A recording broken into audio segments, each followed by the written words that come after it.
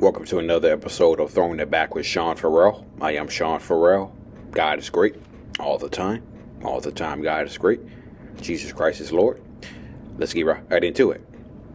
So, the 1981 NBA Finals, the Houston Rockets should have went up 2-0 in that series because they had the Celtics in Game 1, but the Celtics went on a late run in the fourth quarter to pull out the Game 1 win. Then the Rockets won Game 2.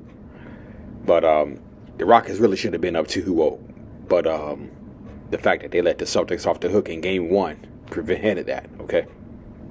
So, after the Rockets tied the series in Game 4, 2-2, the series heads back to Boston. And Moses Malone, rest in peace. Moses Malone said one of the silliest things that got the Celtics going, okay? So, in the days leading up to Game 5, Moses Malone said that he could get 4 guys off the streets of Petersburg, Virginia, which is where Moses Malone is from, Petersburg, Virginia. Moses Malone said that he could get 4 guys off the streets of Petersburg, Virginia, and they could beat the Celtics along with Moses Malone. Moses Malone could take those 4 guys and beat the Celtics. Well, it didn't quite work out. Well, those comments really sparked something within the Celtics because they won Game 5 by 29 points. Okay, they won 109-80, and then went back to the Summit and wrapped it up in Game 6. So Moses Malone's comments, not the best comments to make.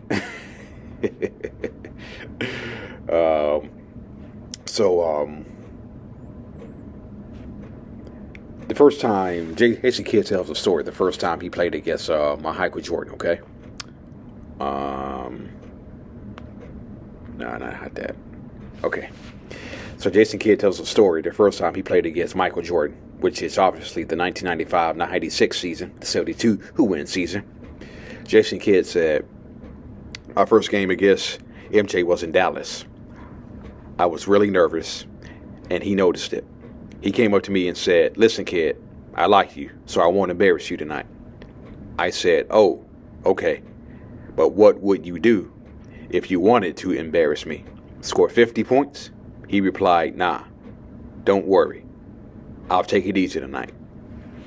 During the game, I was guarding him on the right side of the court.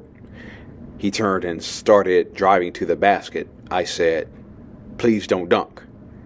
He jumped and made a reverse layup on the other side of the hoop. Then he turned to me, winked, and said, I told you I wouldn't embarrass you. He finished the game with 35 points, which by his standards was an easy game. That's what Jason Kidd recalled about his first time playing against Michael Jordan. The Bulls won that game 108-102 in Dallas, by the way. So yeah, that was Jason Kidd's story of playing against Michael for the first time. Y'all probably heard me tell this Byron Scott story before, but Byron Scott had an ankle injury early in the 92-93 season, and the Bulls were playing the Lakers at the Forum. And so the Lakers had finished their shoot-around. Here come the Bulls for their shoot-around. Michael passes by Byron, and he says, hey, Byron, I hear you might not play today. Byron's like, nah, man, I have an ankle injury. So who's going to be guarding me? Anthony Peeler, who was a rookie at that time, said, I guess Anthony Peeler. Then Michael said 50. He scored 54 points, but the Lakers won in overtime, 120-118. So, yeah. Also, I thought about this a lot. The 1988 season that Michael Jordan had, okay? And I think that was his greatest season in the NBA, by far. His greatest season in the NBA. 82 games, 35 points per game, 5.5 rebounds, nearly 6 assists, 3.2 steals, 1.6 caps. I guess when they say 1.6 caps, I guess they mean blocks. Okay. 53.5%.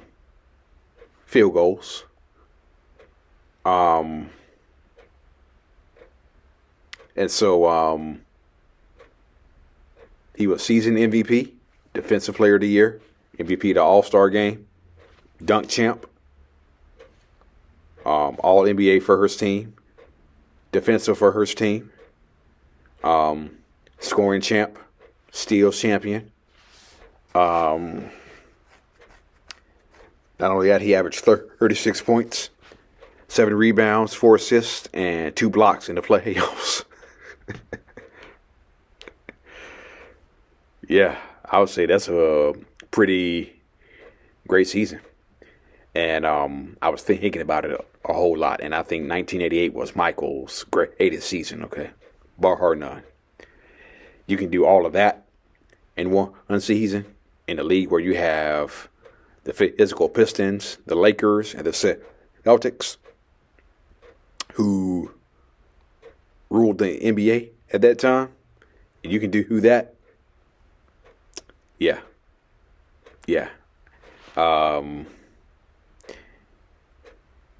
Remember what Michael Jordan said. I didn't need to tell people how great I am. I just let my play do the talking, okay? Unlike some people who talk and don't let their play do the talking. LeBron. So I saw all this the other day. So I saw all this the other day too. Let me find it. Hold on. Let me find it. Okay, yeah. So you remember when Scottie Pippen had hard feelings towards the last dance, okay? You remember when Scottie Pippen had hard feelings in the last dance? Well, apparently, I saw this the other day. Scottie Pippen shares he had a change of heart about the last dance. I felt the documentary was great. Hold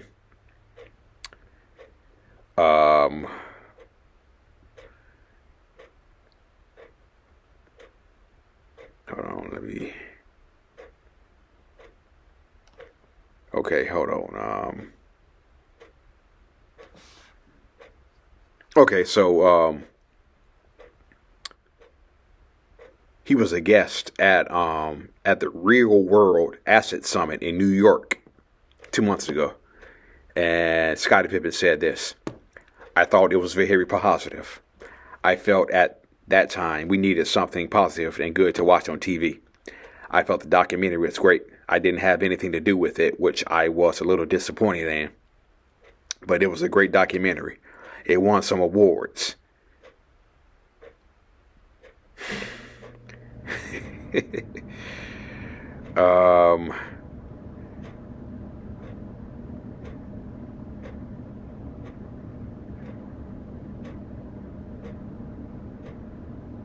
Okay, so it says here that he also reached out to Pippen. Pippen. He also reached out to MJ and said they wants to see who pleased. He said, "I don't think it was that accurate in terms of really defining what was accomplished in one of the greatest eras of basketball, but also by two of the greatest players. And one could even put that aside and say the greatest team of all time. I don't think things stood out in the documentary. I thought it was more about Michael Jordan trying to uplift himself and to be glorified. I think it also backfired to some degree that people got a chance to see what kind of personality Michael had." I guess he made these comments years ago after The Last Dance premiered.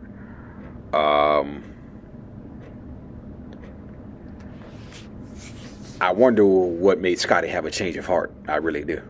I wonder what made Scottie have a change of heart about The Last Dance. I wonder what changed his mind. Who knows? Um, but I do wonder what made him have a change of heart about the last dance. Because I remember the time he said Phil Jackson was racist for giving Tony Kukoc the last shot. I don't know if y'all recall, but there was a game in Phoenix right before the 1994 NBA All-Star break, the finals rematch the Bulls had with Phoenix, right before the 1994 NBA All-Star game, where he gave Pippen the final shot, and Pippen missed pretty badly.